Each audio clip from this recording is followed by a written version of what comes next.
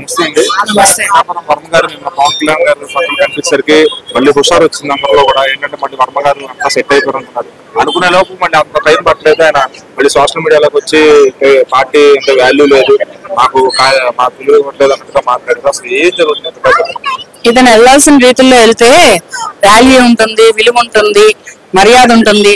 ఆహ్వానించారు కదా, ఆహ్వానించినప్పుడు ఒక మాజీ ఎమ్మెల్యేగా ఎలా వెళ్ళాలో వర్మ గారికి తెలియదా?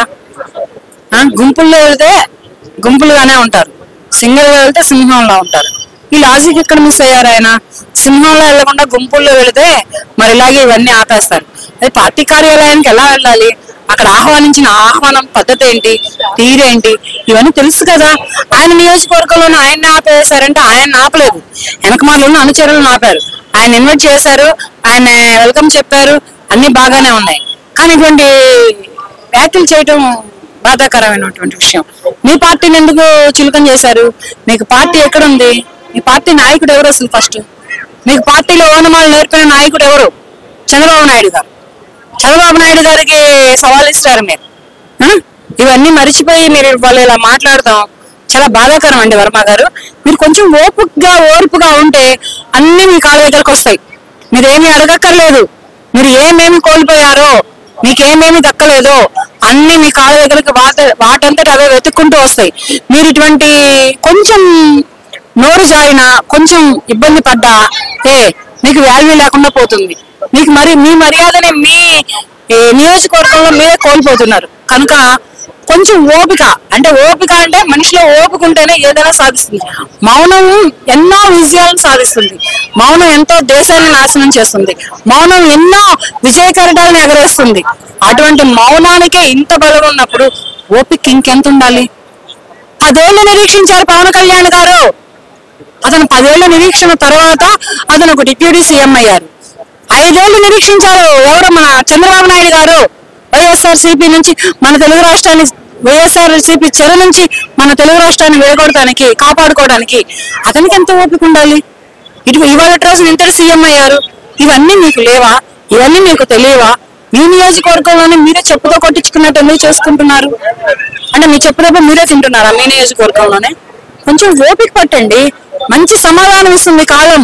మంచి పదవిస్తారు చంద్రబాబు నాయుడు గారు. ఓనమాలు నేర్పిన వాళ్ళకే మీరు ఒడుగులు దొడుగుతున్నారంటే ఇంక మీకు ఏం చెప్పాలి సమాధానం? నమస్తే. పిఠాపురం అయితే పవన్ కళ్యాణ్ గారితో పాటు నిన్న వర్మ గారు కూడా దర్శనం ఇచ్చారు. అయితే ఆయన మీటింగ్ లో కనిపించారు, కానీ ఆయన పక్కన ఏదో అంబేద్కర్ గారి ఇది ఉంటే దాని దగ్గర రానిలేదు అని చెప్పి, సో అంటే ఆయన తగ్గించి చూస్తున్నారు చెప్పి ఆయన అయితే ట్విట్టర్ ద్వారా తెలుపుకుంటున్నాడు. సో అంటే ఏం కావాలని ఆయన చూపుతున్నారా, లేకపోతే ఆయన కావాలని ఇది కావాలని జరిగేది కాదు, ఇంకోటి కాదన్న. వాళ్ళ అపోహలు ఫస్ట్ నుంచి ఎప్పుడైతే డిప్యూటీ సీఎం మన పవన్ కళ్యాణ్ గారు అయిందో అప్పటి నుంచి వాళ్ళ ఎట్లుందంటే అత్త కోడల మధ్యలో గొడవలు జరిగితే ఉంటాయి చూడు, అట్లా ఇది చిన్నదానికి ఆయన ట్వీట్ చేయడము, సెంట్రల్ గవర్నమెంట్ వరకు తీసుకోపోవడము, మురిక్కాలు సరిగా లేవు అనడం, ఇవన్నీ అంటే పార్లమెంట్ లో సీట్ వేయలేదు. ఇవన్నీ ఎట్లున్నాయంటే చిన్న చిన్న ఇష్యూస్ పెద్దగా చేసుకున్నారు. మనోభావాల వరకు తీసుకొని పోయి దాన్ని తీసుకున్నారు. ఇప్పుడు ఇన్విటేషన్ చేసిండు పవన్ కళ్యాణ్ గారు. ఇన్విటేషన్ చేసినందుకే వర్మ గారు ఆడి వరకు వచ్చింది. మళ్ళీ వర్మ గారు వెనక కూడా 100 మందినో 30 మందినో లోపలికి రావాలంటే అది ఎబ్బెట్టుకుంటది ఎవరికైనా. ఇప్పుడు నీకు రెస్పెక్ట్ ఇచ్చిండు, నీ వెనక నీకు కావాల్సిన వాళ్ళు 2 3 తీసుకొని వచ్చుకోవాలి. నువ్వు 30 మంది 40 మంది నా వెనక వచ్చిన వాళ్ళందరినీ రావాలి అంటే సర్టెన్ నీకు ఆ రెస్పెక్ట్ ఇచ్చినప్పుడు నువ్వు ఆ రెస్పెక్ట్ ను ఉంచుకునేసి పవన్ కళ్యాణ్ గారికి నువ్వు సహకరించి ముందుకు పోయి నీది ఏది ఉందో అది చూసుకొని వచ్చింటే అయిపోయేది. చిన్నదానికి అయిపోయేదానికి పెద్దగా చేసుకుని అది ట్వీట్ పరంగా పోయి పట్టించుకుంటలేదంటే ఇప్పుడు నీకు ఇన్విటేషన్ వస్తే చాటుగా వెళ్తాడు, తన సమస్య వస్తే ఓపెన్ గా చెప్తాడా? అట్లానే ఏం లేదన్న. ఇప్పుడు ఇన్విటేషన్ కూడా చాటుగా ఏం కాదు, అది 10 మందికి తెలిసింటది. ఇప్పుడు వర్మ గారు ఏమి ఫేమ్ లేని పర్సన్ ఏం కాదు. మంచి ఏది మన పిఠాపురం నియోజకవర్గానికి మంచి ఆయన పొలిటికల్ లీడర్. ఆయన పిలిచినప్పుడు 10 మందికి తెలిసింటది అవును అనేసి. ఇప్పుడు అదే ఇన్విటేషన్ ఇచ్చినప్పుడు ఆయనతో పాటు ఒక 2 3 తీసుకొని పోయింటే ఈ సమస్య అనేది ఆడికే సాల్వ్ అయిపోయి ఉండేది. ఈ రోజు ఈ ట్విట్టర్లు కానీ ఇంకోటి మాత్రం మధ్యలోకి డిస్టర్బెన్సెస్ వచ్చేది కాదు. అదే పవన్ కళ్యాణ్ గారు అయితే రెస్పెక్ట్ ఇచ్చే పిలిచిందో అది వర్మ గారు అర్థం చేసుకునేసి దాన్ని సాల్వ్ చేసుకుని ఉంటే అయిపోయేది. నమస్తే బ్రో. పిఠాపురంలో వర్మ గారు అయితే నిన్న పవన్ కళ్యాణ్ గారు పక్కన దర్శనం ఇచ్చారు. మరి ఆయన ఇచ్చినంత సేపు పట్టలేదు, అందరూ బాగానే మాట్లాడుకున్నంత సేపు పట్టలేదు. మళ్ళీ ఆయన ఏదో ట్విట్టర్ లో పోస్ట్ వేసి ఆయన రానివ్వలేదని చెప్పి, ఆయన చేసే కార్యక్రమాలు రానివ్వలేదు, ఆయన మనుషులు రానివ్వలేదని చెప్పి ఆయన అంటే ఏమంటే చెప్పేయండి, పర్సనల్ గా చెప్పకుండా సభాముఖంగా చెప్పి ఏం చేస్తుంది.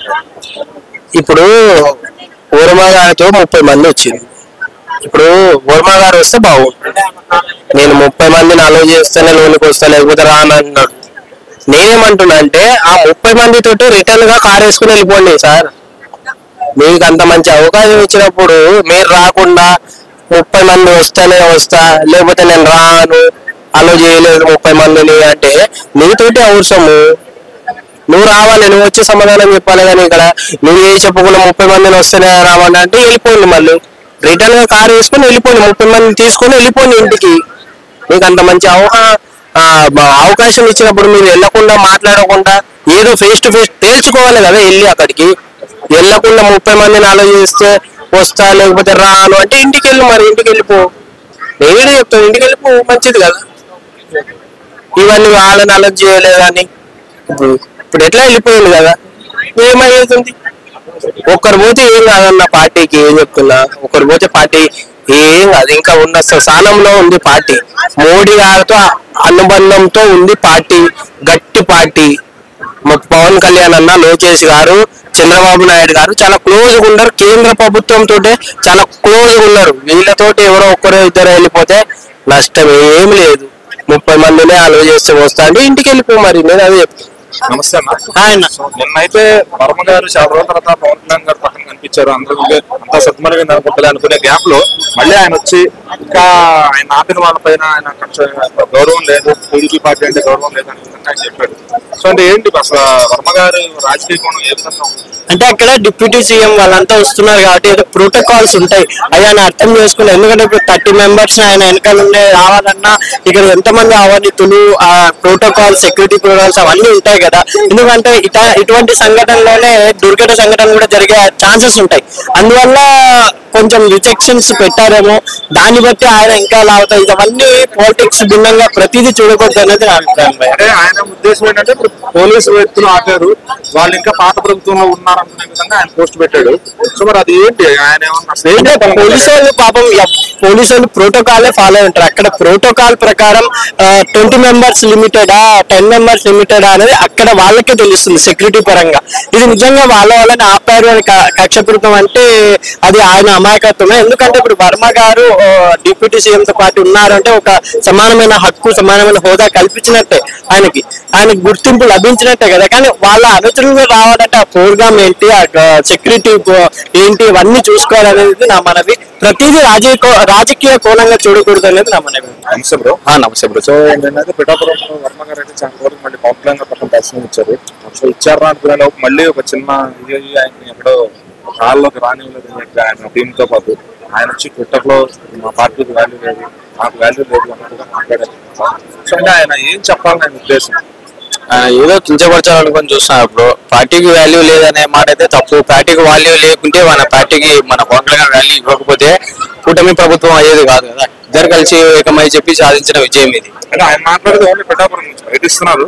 పిఠాపురంలో అంటే ఆ పార్టీకి వాల్యూ ఇవ్వలేదంటే ఆయనకి డైరెక్ట్ గా అది చెప్పలేక చెప్తున్నాడు. ఆయన అంత బయటకి చెప్పాల్సిన అంత అవసరం వచ్చింది. అదే బ్రో, అదే అట్లా చెప్పాల్సిన అవసరం లేకుండా వీళ్ళు ఏదో పర్సనల్ గా ఉంటే ఏదో మీటింగ్ పెట్టి చూసుకోవాలి కానీ ట్విట్టర్ లో పెట్టి అలా చేయడం అనేది తప్పు బ్రో. అది అలా చేయకూడదు. మరి వర్మ గారికి నెక్స్ట్ ఇంకా మరి కూటమిలో ఫ్యూచర్ ఉంటుంది కదా, ఇలా చేసుకుంటూ పోతే నెగిటివ్ ఫ్యూచర్ అయితే ఉండదు బ్రో, నెగిటివ్ అయిపోతారు 100%. ఎందుకంటే పెద్దగా ఆలోచిస్తారు కాబట్టి ఇలా చేసుకుంటూ పోయి ట్విట్టర్ లో ట్వీట్ చేసుకొని పవన్ కళ్యాణ్ గారి నుంచి మాట్లాడుకుంటే నాకు వాల్యూ ఇవ్వలేదని ఆయన వాల్యూని ఆయన తగ్గించినట్లయితే బ్రో. ఇప్పుడు ఆయన విడిగా వెళ్ళిపోతే కూటమిలో మళ్ళీ బ్రేక్ అయ్యే ఛాన్స్ ఏమంటే ఓటింగ్ చీలిపోయే ఛాన్స్ అంత ఛాన్స్ లేదు బ్రో. ఆయన విడిగా వెళ్ళిపోయినా ఓటమి చీలే ఛాన్స్ అయితే లేదు. ఎందుకంటే ఆల్రెడీ మన కూటమి ప్రభుత్వాలు అక్కడ జనసేన గెలిచింది కాబట్టి మళ్ళీ జనసేనకే ప్రాధాన్యత ఇస్తారు.